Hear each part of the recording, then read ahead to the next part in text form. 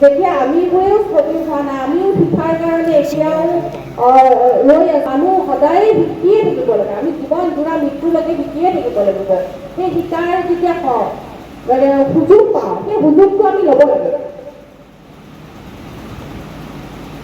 নহ'লে আমি কেনেকৈ নিজক জীয়াই ৰাখিম? আৰু জীয়াই থাকিবলৈ হ'লে মানুহ সন্তুষ্টিত থাকিব লাগিব, মানুহৰ আনন্দ থাকিব লাগিব, নিজক সফল বুলি ভাবিব লাগিব।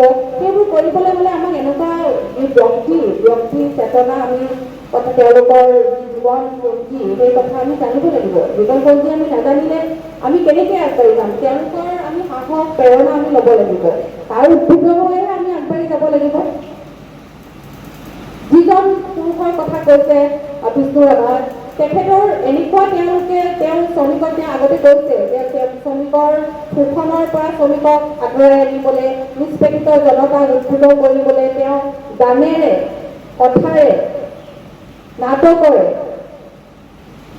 বিভিন্ন শিল্প লৈ তেওঁ মানুহক সহায় কৰিছিলে। আজিৰ দিনত এনেকুৱা মানুহ ওলাবনে? যি ৰাজ পৰিয়ালত জন্মগ্ৰহণ কৰি, যি 2000 বিঘা মাটি নিজে প্ৰতিপত্তিশীল এজন লোক আছিলে, 2000 বিঘা মাটি তেওঁ নিজৰ আছিলে, কিন্তু সেই 2000 বিঘা মাটি তেওঁ জনতাৰ কাৰণে, কৃষকৰ কাৰণে এৰি দিলে। এনেকুৱা পুৰুষ ওলাবনে? নিজক সৰ্বস্ব তেওঁ উজাৰি দি তেওঁ জনতাক সহায় কৰিবলৈ, সমাজক আগুৱাই দিবলৈ তেওঁ আপ্ৰাণ চেষ্টা কৰিছিলে। তেওঁ এনেকুৱা ত্যাগ আমাৰ জীৱনত পামনে? আমি কৰিব পাৰিমনে? ছোৱালী কিমান আছে কৈছে?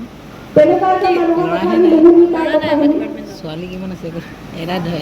তেওঁৰ জীৱনত আমাৰ যেতিয়া স্বাধীন হোৱাৰ পিছতো তেওঁ চিন্তা কৰিছিলে যে স্বাধীন আমি নহয়, আমাৰ চাৰিটা আছিলে নেকি?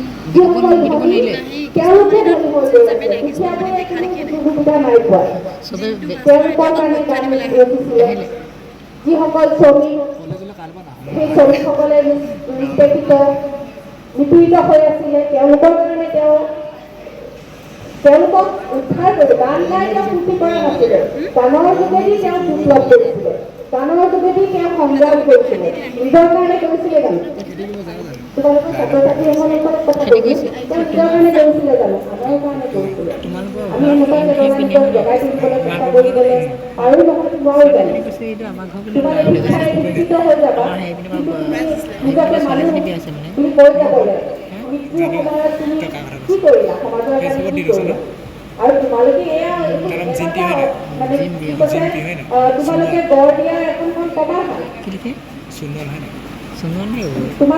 তোমালোকে এতিয়া নিজকে আমি যি পালো তাতকৈ বেছি পাব পাৰিবা। তোমালোকে আমাক এটা নতুন চিন্তা উদ্বেগ কৰিব পাৰে। চিন্তা তোমালোকে নিজৰ কাৰণে, ভাল কথা কাৰণে, নিজৰ কাৰণে, ব্যক্তিগত কাৰণতে ভাল কথা, তেনে চিন্তা উদ্বেগ আনিব পাৰে। মনটো স্থিৰ হ'লে ভাল কথা চিন্তা কৰিব পাৰিম, ভাল ডিচিশ্যন ল'ব পাৰিম, গম পাইছানে? ভাল ডিচিশ্যন ল'ব পাৰি, সিদ্ধান্ত ল'ব পাৰি।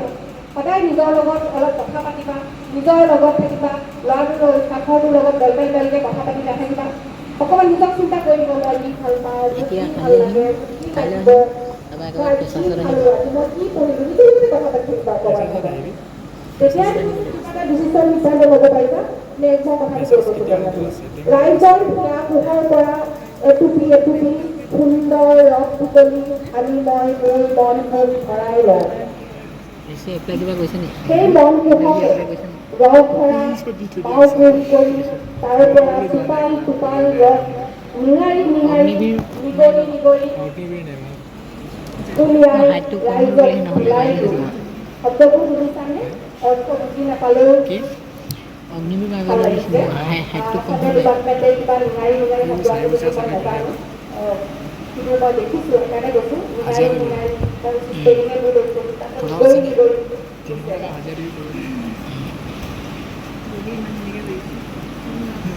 তেওঁ কোন আছিলে? সাংসাৰিক জীৱনত বহু ঘাত প্ৰতিঘাতৰ মাজেদি শ্ৰমজীৱী জনতাৰ বাবে তেখেতে অহৰহ কাম কৰি গৈছিলে। BSc পঢ়িবৰ কাৰণে কলিকতাৰ ৰিপন কলেজত নামভৰ্তি কৰিছিল আৰু ৰিপন কলেজত পঢ়ি থকা অৱস্থাতে তেখেতে